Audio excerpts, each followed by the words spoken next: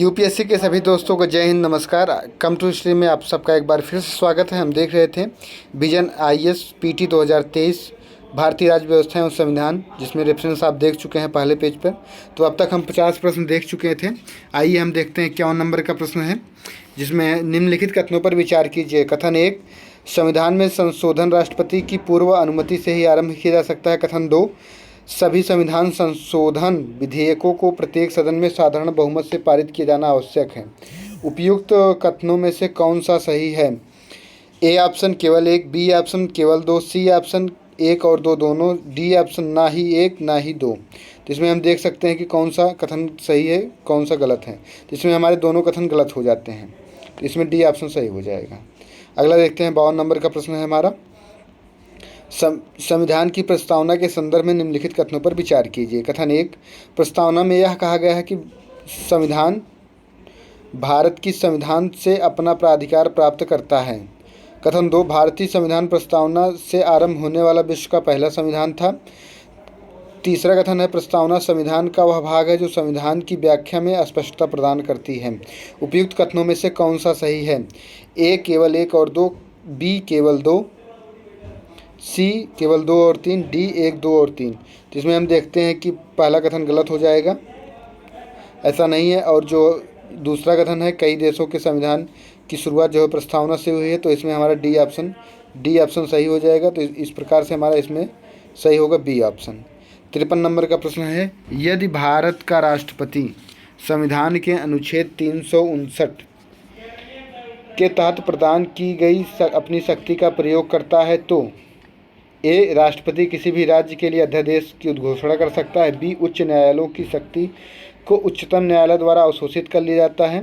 सी, राष्ट्रपति को कुछ मूल अधिकारों के प्रवर्तन को निलंबित करने का अधिकार प्राप्त हो जाता है। डी, वह राष्ट्रीय आपात का विस्तार देश के केवल कुछ भागों में कर सकता है, पूरे भाग में नहीं। इसमें आप देख लीजिए, आसानी से इसको एलिमिनेशन से गलत किया जा सकता है। डी ऑप्शन वैसे गलत हो जाएगा, हमारा ए भी गलत हो जाता है और बी गलत हो जाता है, तो हमारे इसमें बचता है सी ऑप्शन, तो सी सही हो जाएगा। हाल ही में सुर्खियों में रहे जेनो ट्रांसप्लांटेशन है। ए, किसी पादप को एक स्थान से दूसरे स्थान पर ले जाने का तरीका। बी, विभिन्न प्रजातियों के बीच अंगों का प्रत्यारोपण। सी, रानी विहीन कॉलोनियों में मधुमक्खियों को आकर्षित करने की तकनीकी। डी, जीवों को विशिष्ट समुदायों के बीच माइक्रोबायोडाटा में परिवर्तन। तो इसमें हम देखते हैं कि पहला गलत हो जाता है, ये भी गलत है। इसमें हमारा सी सही है, विभिन्न प्रजातियों के बीच अंगों का प्रत्यारोपण। अभी हाल ही में एक व्यक्ति को जो है, हाल ही में कुछ डॉक्टरों ने एक मरीज का जीवन बचाने के अंतिम प्रयास के रूप में एक सूअर का हृदय जो है प्रत्यारोपित किया है, तथा इसी को जो है कहा जाता है जेनो ट्रांसप्लांटेशन, इसीलिए सुर्खियों में रहा है। अगला देखते हैं 55 नंबर का प्रश्न है हमारा। भारत में मार्शल लॉ के संदर्भ में निम्नलिखित कथनों पर विचार कीजिए। कथन 1, भारतीय संविधान के अनुच्छेद 34 में मार्शल लॉ को परिभाषित किया गया है। कथन 2, मार्शल लॉ राष्ट्रीय आपातकाल दोनों को देश के किसी भी हिस्से में लागू किया जा सकता है। उपयुक्त कथनों में से कौन सा सही है? ए केवल 1, बी केवल 2, सी 1 और 2 दोनों, डी ना तो 1 ना तो 2। तो इसमें हम देखते हैं हमारा क्या है, जो मार्शल लॉ की परिभाषा है वो अनुच्छेद 34 के तहत नहीं है, तो ये हमारा पहला कथन गलत हो जाएगा। इस प्रकार से हम देख सकते हैं, मार्शल लॉ और राष्ट्रीय आपातकाल देश के किसी भी हिस्से या किसी एक हिस्से या पूरे भारत में लगाया जा सकता है। तो इसमें हमारा केवल कथन 2 सही है, तो इस प्रकार से हमारा ऑप्शन बी सही हो जाता है। 55 में बी सही है। 56 नंबर का प्रश्न हम देखते हैं। भारत में पदोन्नति में आरक्षण लागू करने के दौरान अनुसूचित जातियों और अनुसूचित जनजातियों से संबंधित लोगों के प्रतिनिधित्व के संदर्भ में निम्नलिखित कथनों पर विचार कीजिए। ए, लोक नियोजन में लोगों के किसी वर्ग के प्रतिनिधित्व की अपर्याप्तता को दर्शाने वाले मात्रात्मक आंकड़े एकत्र करने के लिए राज्य बाध्य है। 2, पदोन्नति संबंधी पदों में आरक्षित श्रेणियों के प्रतिनिधित्व की अपर्याप्तता का आकलन करना केंद्र सरकार का उत्तरदायित्व केंद्र सरकार पर है। उपयुक्त कथनों में से कौन सा सही है? ए केवल 1, बी केवल 2, सी 1 और 2 दोनों, और डी ना तो 1 ना तो 2। तो इसमें हम देखते हैं कि एम नागराजवाद और जरनैल सिंह विवाद जो 2018 में हुआ था, न्यायालय द्वारा दिए गए निर्णय के अनुसार राजमात्रात्मक आंकड़ों को एकत्र करने के लिए बाध्य, इसलिए कथन हमारा एक सही हो जाता है। और जो दूसरा है ये कथन गलत हो जाएगा, क्योंकि केंद्र सरकार की जिम्मेदारी नहीं होती, ये राज्य सरकार का कार्य है। तो इस प्रकार से हमारा 56 में ए सही हो जाता है। अगला देखते हैं 57 नंबर का प्रश्न है, भारतीय परिषद अधिनियम 1861 में निम्नलिखित में कौन से प्रावधान भारत में पहली बार प्रस्तुत किया या किए गए? कथन 1, भारतीय प्रशासन में अध्यादेश जारी करने की शक्ति। 2, वायसराय की परिषद में गैर सरकारी सदस्यों के रूप में भारतीयों का नाम निर्देशन। तीसरा कथन है, भारत के राज्य सचिव का नया पद। ए केवल 1, बी 1 और 2, सी 2 और 3, डी 1, 2 और 3। तो इसमें हम देखते हैं कि क्या सही होगा। 57 नंबर का प्रश्न है, तो इसमें हम देखते हैं कौन कौन सा कथन सही हो जाएगा। इसमें हमारा जो पहला कथन है ये सही हो जाएगा और दूसरा कथन भी सही हो जाएगा, तीसरा कथन गलत हो जाता है। तो हम देखेंगे कि इसमें बी ऑप्शन सही हो जाएगा। इस प्रकार से भारतीय संविधान के अनुच्छेद 1 के तहत भारतीय संघ की अभिव्यक्ति में निम्नलिखित में से कौन सा या से शामिल है या हैं? 1, राज्य। 2, संघ राज्य क्षेत्र। 3, ऐसे राज्य क्षेत्र जो भविष्य में भारत द्वारा अर्जित किए जाएं। नीचे दिए गए कूट का प्रयोग कर सही उत्तर चुनिए। ए केवल 1, बी केवल 2 और 1 और 2, सी 2 और 3, डी 1, 2 और 3। तो इसमें हम देख सकते हैं जो अनुच्छेद 1 के तहत जो है सिर्फ राज्य की अभिव्यक्ति की जाती है, तो केवल ये इसमें हमारा सही हो जाएगा। अगला है हमारा 59 नंबर का प्रश्न है, निम्नलिखित में से कौन भारत में सरकार की संसदीय प्रणाली को परिभाषित करने वाली विशेषताएं हैं? कार्यपालिका, विधायिका और न्यायपालिका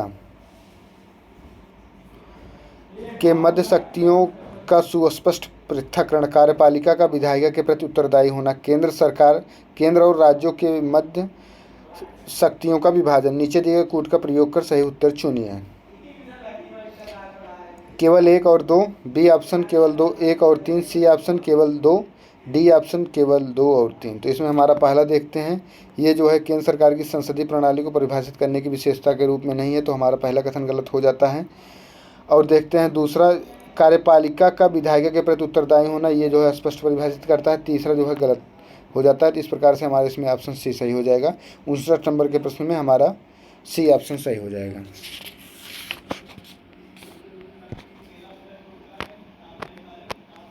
संपत्ति के अधिकार के संदर्भ में निम्नलिखित कथनों में से कौन सा या से सही है या है? कथन 1, यह एक विधिक अधिकार है। कथन 2, इसे संसद की साधारण विधि द्वारा सीमित किया जा सकता है। कथन 3, उल्लंघन के मामले में पीड़ित व्यक्ति इसे परावर्तित कराने के लिए सीधे उच्चतम न्यायालय जा सकता है। नीचे दिए गए कूट का प्रयोग कर सही उत्तर चुनिए। ए केवल 1 और 2, बी केवल 1 और 3, सी केवल 1, डी 1, 2 और 3। तो इसमें हम देख सकते हैं कौन सा, या एक पहले यह एक मूल अधिकार था, उसके बाद यह विधिक अधिकार हो गया है। इसमें संशोधन किया गया है। जो संशोधन किया गया उसके माध्यम से इसको हटा के जो है विधिक अधिकार के रूप में कर दिया गया है। और दूसरा हम देखते हैं, इसे संसद की एक साधारण विधि द्वारा सीमित किया जा सकता है, ये भी सही है। तीसरा है, ये गलत हो जाएगा। इस मामले में न्यायालय जाने की छूट होती है, लेकिन सीधे उच्चतम न्यायालय जाने की छूट नहीं होती। तो इस प्रकार इसमें हमारा ऑप्शन ए सही हो जाएगा। 60 में 1 और 2 दोनों। 61 नंबर का प्रश्न हमारा, निम्नलिखित में से कौन सा ऐसे सिद्धांत संविधान सभा द्वारा पारित उद्देश्य प्रस्ताव में शामिल थे? कथन 1, स्वतंत्र भारत और इसके संविधान की शक्तियाँ एवं प्राधिकार का स्रोत लोग होंगे। दूसरा कथन है, अल्पसंख्यकों और अन्य पिछड़े वर्गों को पर्याप्त सुरक्षा प्रदान की जाएगी। तीसरा है, भारत विश्व शांति को बढ़ावा देने के लिए पूर्ण और स्वेच्छापूर्वक योगदान करेगा। नीचे दिए गए कूट का प्रयोग कर सही उत्तर चुनिए। ए 1, 2 और 3, बी केवल 2 और 3, सी 1 और 2, डी केवल 1। इसमें हम देखते हैं कि कौन कौन सा कथन सही है। इसमें हमारा पहला कथन सही हो जाएगा, क्योंकि संप्रभु एवं स्वतंत्र भारत इसके संविधान की सभी शक्तियों के प्राधिकार के रूप में प्राधिकार का स्रोत भारत के लोग होंगे। तो ये हमारा सही हो जाएगा। दूसरा देखते हैं, अल्पसंख्यकों, पिछड़ों, जनजाति क्षेत्रों, दलितों एवं अन्य पिछड़े वर्गों के लिए पर्याप्त सुरक्षा प्रदान की जाएगी। ये भी सही हो जाएगा। हमारा तीसरा जो है, राष्ट्र द्वारा विश्व शांति एवं मानव कल्याण को बढ़ावा देने के लिए पूर्ण और स्वेच्छापूर्वक योगदान को सुनिश्चित किया जाएगा, ये भी हमारा सही हो जाएगा। तो इस प्रकार से इसमें हमारा ये ऑप्शन सही हो जाएगा, सभी सही है, सभी कथन सही हैं। 61 नंबर में हमारा ए सही हो जाएगा। 62 नंबर का प्रश्न देखते हैं। हाल ही में सुर्खियों में रही भुंगलोटी है। ए देशज पक्षी की एक विलुप्त प्रजाति, बी ओंगे जनजाति का एक जनजातीय त्यौहार, सी रंजक बनाने के लिए प्रयुक्त एक पादप प्रजाति, डी परंपरागत लोक चित्रकला की एक शैली। तो इसमें हम देखते हैं कि क्या है ये भुंगलोटी एक लता के समान होती है, जिसमें कटहल के जड़ के रस को मिलाया जाता है और उससे केसरिया रंग प्राप्त होता है। और ये हाल ही में 2018 में असम के चला गांव में के आसपास के गांव में पाई जाती है। इसी के लिए चला गांव अभयारण्य संरक्षण सोसाइटी का गठन किया गया है।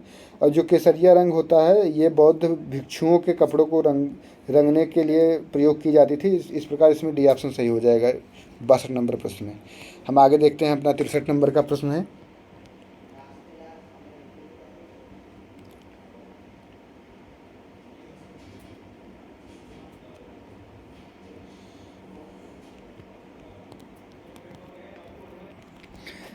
तिरसठ नंबर का प्रश्न है, भारत की संविधान सभा के सदस्य थे। ए प्रत्यक्ष रूप से निर्वाचित, पहला प्रत्यक्ष रूप से निर्वाचित, दूसरा अप्रत्यक्ष रूप से निर्वाचित, तीसरा नाम निर्देशित। नीचे दिए गए कोड का प्रयोग कर सही उत्तर चुनिए। ए केवल 1 और 2, बी केवल 1 और 3, सी केवल 2 और 3, डी 1, 2 और 3। तो हमारा 63 नंबर के प्रश्न को हम देखते हैं कैसा क्या होगा। प्रत्यक्ष रूप से निर्वाचित, उस समय प्रत्यक्ष रूप से निर्वाचन नहीं हुआ, तो हमारा पहला कथन सही हो जाएगा। अप्रत्यक्ष रूप से निर्वाचन हुआ था, ये भी सही है। नाम निर्देशित किया गया था, ये भी सही है। इस प्रकार हमारा 2 और 3 कथन सही है। तो इस प्रकार से इसमें हमारा 63 नंबर के प्रश्न में सी ऑप्शन सही हो जाएगा। 64 नंबर का प्रश्न देखते हैं। भारतीय संविधान को एक जीवंत दस्तावेज कहा जाता है क्योंकि भारतीय संविधान, कथन 1, भारतीय संविधान समाज की बदलती आवश्यकताओं के अनुसार संशोधित किया जा सकता है। कथन दूसरा है, संविधान राजनीतिक वर्ग और न्यायपालिका दोनों के लिए व्याख्या हेतु पर्याप्त लचीलापन प्रदान करता है। नीचे दिए गए कूट का प्रयोग कर सही उत्तर चुनिए। ए केवल 1, बी केवल 2, सी 1 और 2 दोनों, डी ना तो 1 ना ही 2। जिसमें हम देखते हैं कि भारतीय संविधान जो है समाज के आवश्यकताओं के अनुरूप बदलता रहता है, उसमें बहुत संशोधन किए गए हैं, परिवर्तन होते रहते हैं। और इसमें हमारा दूसरा है, संविधान राजनीतिक वर्ग और न्यायपालिका दोनों के लिए व्याख्या हेतु पर्याप्त लचीलापन प्रदान करता है। तो इस प्रकार इसमें दोनों का कथन सही हो जाएंगे। इस प्रकार से हम इसमें देखते हैं कि 1 और 2 दोनों सही हो जाएंगे। इसमें सी ऑप्शन सही हो जाएगा हमारा। अगला देखते हैं, 65 नंबर का प्रश्न है हमारा, संघ लोक सेवा आयोग के संदर्भ में निम्नलिखित कथनों में से कौन सा या से सही है। एक कथन 1, यह चयनित उम्मीदवारों की सेवाओं के वर्गीकरण और कैडर प्रबंधन के लिए अधिदेशित है। दूसरा कथन है हमारा, यह अपनी वार्षिक निष्पादन रिपोर्ट संसद को प्रस्तुत करता है। तीसरा कथन है, इसकी अधिकारिता को संसद द्वारा निर्मित अधिनियम द्वारा विस्तारित किया जा सकता है।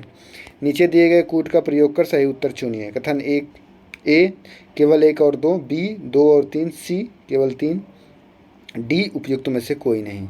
तो 65 नंबर के प्रश्न को हम देखते हैं, इसमें क्या हमारा सही होगा। यह चयनित उम्मीदवारों और सेवाओं के वर्गीकरण के प्रबंधन के लिए आदेशित करता है। ये जो है DOPT कर्मचारी एवं प्रशिक्षण मंत्रालय के तहत आता है, तो ये हमारा गलत हो जाएगा। हम देखते हैं, यह अपनी वार्षिक निष्पादन रिपोर्ट संसद को प्रस्तुत करता है भी, तो ये भी गलत हो जाएगा, क्योंकि वो जो है अपने मंत्रालय को अपनी रिपोर्ट जो है सबमिट करते हैं। तो इसमें हमारा देखते हैं कि तीसरा क्या है, इसकी अधिकारिता को संसद द्वारा निर्मित अधिनियम द्वारा विस्तारित किया जा सकता है। तो ये सही हो जाएगा। इस प्रकार से हमारा 65 नंबर के प्रश्न में सी ऑप्शन सही हो जाएगा।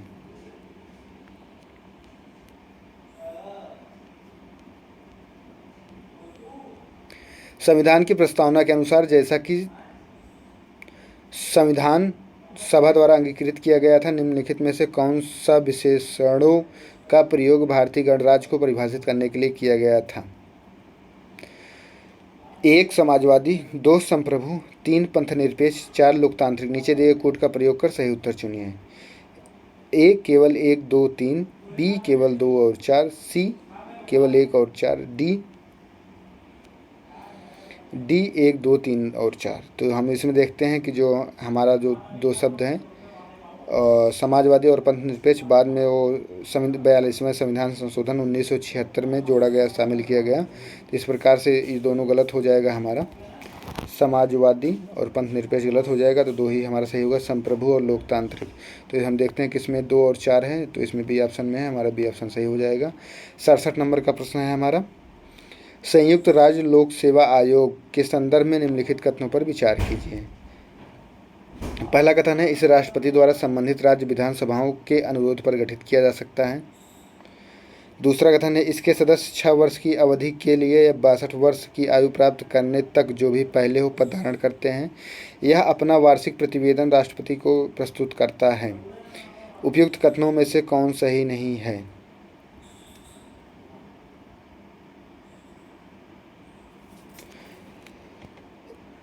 केवल 1 और 3, कि बी केवल 2 और 3, सी केवल 1 और 3, डी 1, 2 और 3। तो इसमें हमें देखना है कि कौन कौन से गलत हैं। तो हम देखते हैं, इसमें ये पहला हमारा गलत हो जाता है, राष्ट्रपति नहीं होगा ये। इसमें हमारा तीसरा गलत हो जाता है, इसमें हमारा दूसरा सही है। तो इसमें हमें गलत खोजना है, तो इसमें हम देखते हैं कि कौन कौन सा गलत है। तो हम इसमें अगर गलत देखने का प्रयास करते हैं तो इसमें हमारा 1 और 3 गलत हो जाता है। इसमें हमारा सी ऑप्शन सही हो जाएगा। 68 नंबर का प्रश्न है, भारत में सॉलिसिटर जनरल के संदर्भ में निम्नलिखित कथनों पर विचार कीजिए। भारत के सॉलिसिटर जनरल का पद उल्लेख भारतीय संविधान में किया गया है। दूसरा कथन है, सॉलिसिटर जनरल की भूमिका महान्यायवादी अटॉर्नी जनरल या उसको आधिकारिक उत्तरदायित्वों को पूरा करने में सहायता करता है। उपयुक्त कथनों में से कौन सा सही है? नीचे दिए गए कथनों में से कौन सा सही है? केवल 1, बी केवल 2, सी 1 और 2 दोनों, डी ना तो 1 ना ही 2। तो ये जो पद है, इसमें जो पहला ऑप्शन है वो गलत हो जाएगा, क्योंकि इसका स्पष्ट प्रावधान नहीं है। दूसरा कथन सही हो जाएगा। हम इसमें देख सकते हैं कि केवल 2 सही हो रहा है, तो इसमें बी में केवल 2 कथन है, कथन नंबर 2 सही है। 69 नंबर का प्रश्न है हमारा, भारत के लिए संविधान सभा का विचार निम्नलिखित में से किसने सबसे पहले रखा था? जवाहरलाल नेहरू, यमन राय, सुभाष चंद्र बोस, महात्मा गांधी। तो इसको हम थोड़ा विस्तार में देखेंगे।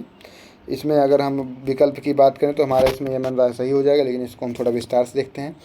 वर्ष 1934 में यमन राय द्वारा भारत के लिए एक संविधान सभा का विचार सबसे पहले रखा गया था। वे भारत साम्यवादी आंदोलन के प्रणेता थे, अतिवादी लोकतंत्र रेडिकल डेमोक्रेटिक के पैरोकार थे। उन्होंने 1935 में भारतीय राष्ट्रीय कांग्रेस को पहली बार आधिकारिक तौर पर भारत के संविधान को तैयार करने के लिए संविधान सभा की मांग की थी, और 1938 में जवाहरलाल नेहरू ने भी ये मांग की थी। तो इस प्रकार इसमें हमारा बी ऑप्शन सही हो जाएगा। 69 नंबर का प्रश्न है। अगला देखते हैं, 70 नंबर का प्रश्न है हमारा, उत्तरी अटलांटिक संधि नाटो के संदर्भ में निम्नलिखित कथनों पर विचार कीजिए। जिसमें हमारा कथन 1 है, यह सिद्धांत के लिए प्रतिबद्ध है, इसके सदस्यों में से किसी एक के विरुद्ध हमले को सभी के विरुद्ध हमला माना जाएगा, इसका मुख्यालय ब्रुसेल्स बेल्जियम में है। तो इसमें हम देखते हैं कौन सा सही हो जाएगा। इस सिद्धांत के तहत इसमें उपयुक्त कथनों में से कौन सा सही है? केवल 1, बी केवल 2, सी केवल 1 और 2 दोनों, डी ना ही 1 ना ही 2। तो इसमें हमारा दोनों ऑप्शन सही हो जाएगा। इसका मुख्यालय जो है ब्रुसेल्स में ही है, और इसके पहले हम देख सकते हैं यूक्रेन के मामले में जो हुआ था। तो इसमें इस प्रकार से हमारे दोनों कथन सही हैं, इसमें सी ऑप्शन सही हो जाएगा। 71 नंबर का प्रश्न है, निम्नलिखित कथनों पर विचार कीजिए। पहला कथन है, आपातकाल के दौरान भारत के संघीय ढांचे के एकात्मक स्वरूप में परिवर्तन जर्मनी की वीमर संविधान से लिया गया। आपातकाल के दौरान मौलिक अधिकारों का निलंबन भारतीय संविधान की एक अनूठी विशेषता है। नीचे उपयुक्त में से कौन सा सही है? केवल 1, बी केवल 2, सी के 1 और 2 दोनों, डी ना ही 1 ना ही 2। तो इसमें हम देखते हैं कि ये वीमर के संविधान से लिया गया है। ये दोनों, इसमें हमारे दोनों कथन गलत हो जाते हैं।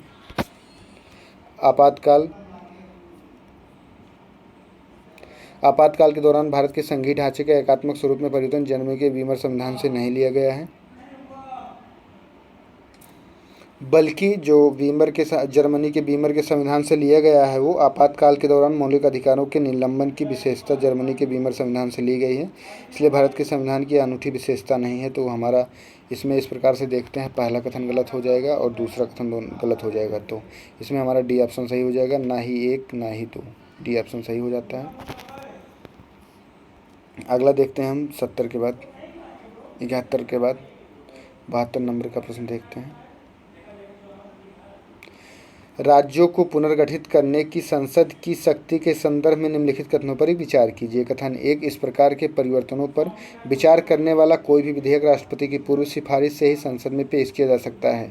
कथन दूसरा है, अनुच्छेद 3 के तहत किसी राज्य क्षेत्र को कम करने की संसद की शक्ति में किसी भारतीय क्षेत्र को एक विदेशी राज्य को सौंपने की शक्ति शामिल है।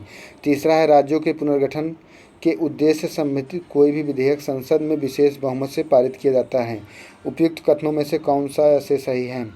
ए केवल 1, बी 1 और 2, सी 2 और 3, डी ना ही उपयुक्त में से कोई नहीं। तो इसमें हम देखने का प्रयास करते हैं कौन सा सही हो जाएगा। इस प्रकार जो सिफारिश की जाती है वो पूर्व राष्ट्रपति से इसके संबंध में पूर्व राष्ट्रपति को ये सूचना दे दी जाती है। और हमारा जो देखते हैं दूसरा कथन है ये गलत हो जाएगा, हमारा तीसरा कथन भी गलत हो जाएगा। तो केवल पहला कथन सही है। इस प्रकार से हमारा इसमें ए विकल्प सही हो जाएगा। 73 नंबर का प्रश्न है हमारा, राज्य के महाधिवक्ता के संदर्भ में निम्नलिखित कथनों पर विचार कीजिए। वह राज्यपाल द्वारा नियुक्त किया जाता है। दूसरा कथन है हमारा, राज्य के महाधिवक्ता के रूप में नियुक्त होने के लिए उसकी आयु कम से कम 35 वर्ष होनी चाहिए। उसका पारिश्रमिक राज्यपाल द्वारा निर्धारित किया जाता है। उपयुक्त कथनों में से कौन सा सही है?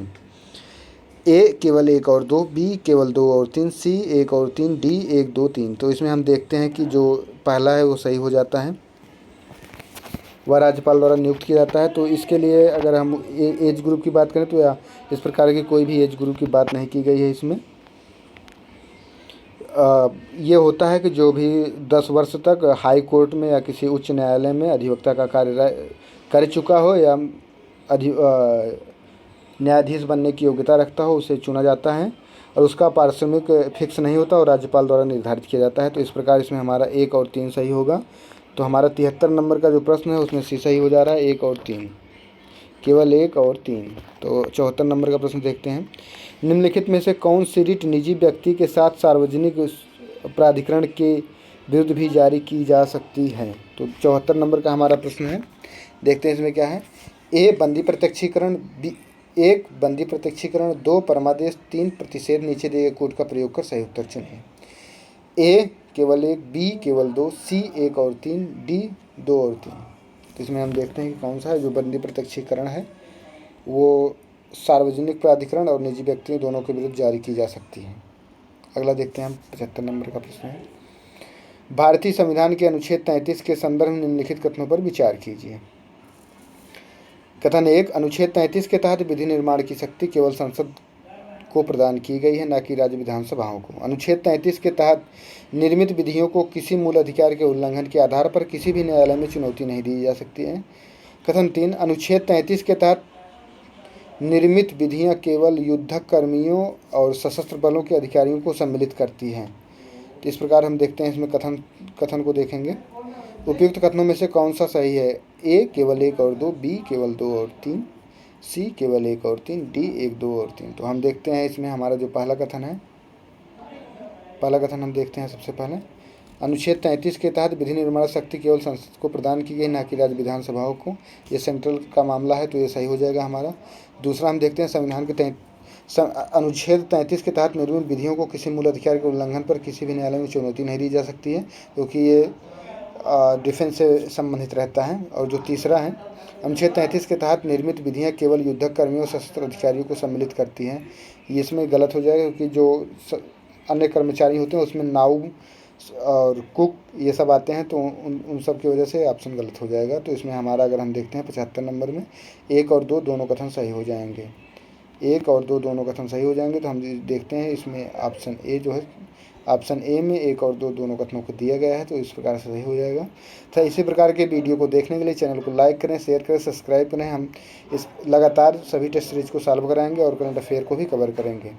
और जो भी क्वेश्चन गलत हो, अगर आपको कोई भी डाउट हो तो उसको आप कमेंट करिए, और अगर आपको कुछ भी और चाहिए तो उसके लिए कमेंट करें। जय हिंद, नमस्कार। चैनल को लाइक करें, शेयर करें, सब्सक्राइब करें।